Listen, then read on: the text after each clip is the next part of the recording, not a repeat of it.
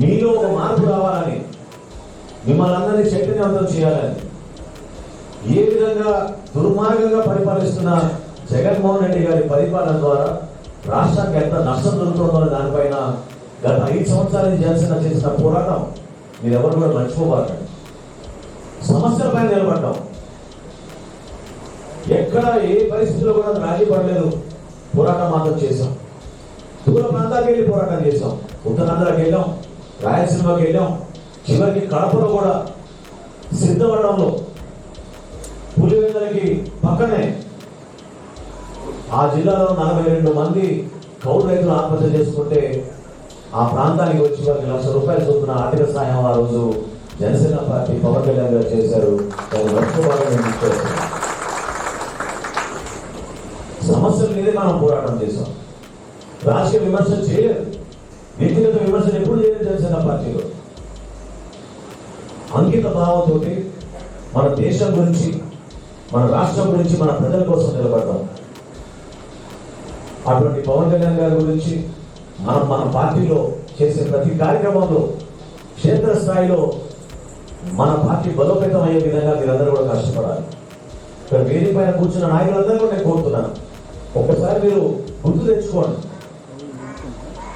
పవన్ కళ్యాణ్ గారు ఎప్పుడైతే రాజమండ్రి జైలుకి వెళ్ళి ఆ రోజు చంద్రబాబు నాయుడు గారికి మద్దతు పలికి కూటమిలో మనం ముందుకెళ్దాం, ధైర్యంగా నిలబడిన అనే మాట పిలిపించినప్పుడే ఒక కదలిక మొదలైంది. ఇది వాస్తవం. ఆ రోజు రాజకీయ లబ్ధి కోసం ఆయన మాట్లాడలేదే. ఆ రోజు ఆయన మా బలం ఏంటి, నీ బలం ఏంటి అనే మాట మాట్లాడలేదే. నిలబడింది మన రాష్ట్రం కోసం, మన ప్రజల కోసం, మనం అందరం బాగుండాలని నిర్ణయం తీసుకున్నారు. ఆ రోజున 175 చెప్తున్నారు వీళ్ళంతా. ఎవరైనా నమ్మారు ఆ రోజు? చెప్పండి. ఈ పోరాటంలో మనం విజయవంతంగా ముందుకు వస్తామని.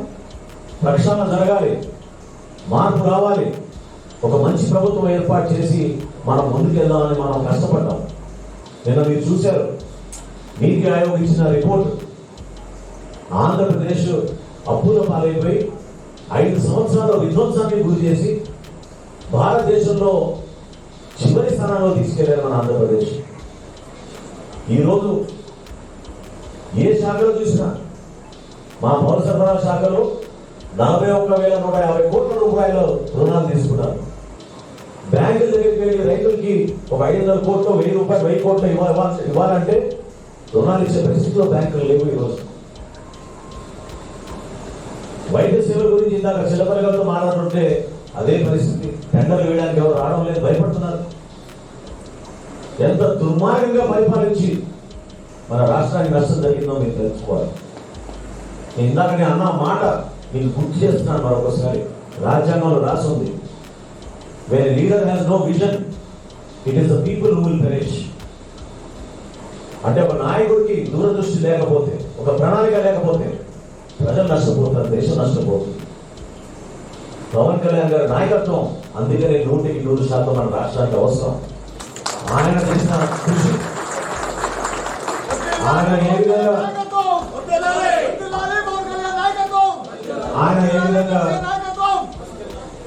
ఏ విధంగా ఒక ప్రణాళికబద్ధంగా అనేక వర్గాలని మనం బలపరుచుకుంటూ, ఏ ప్రాంతంలో ఏ సమస్యలు ఉన్నాయో ఆ ప్రాంతాన్ని గుర్తు చేసుకుంటూ ఒక మంచి ఆలోచనతో ముందుకెళ్లాలని నిర్మాణం చేసుకుంటూ వచ్చాం. పార్టీలో కూడా అదే. ఈరోజు మిమ్మల్ని అందరూ కూడా ఇక్కడ ఆహ్వానించుకోగలిగాం.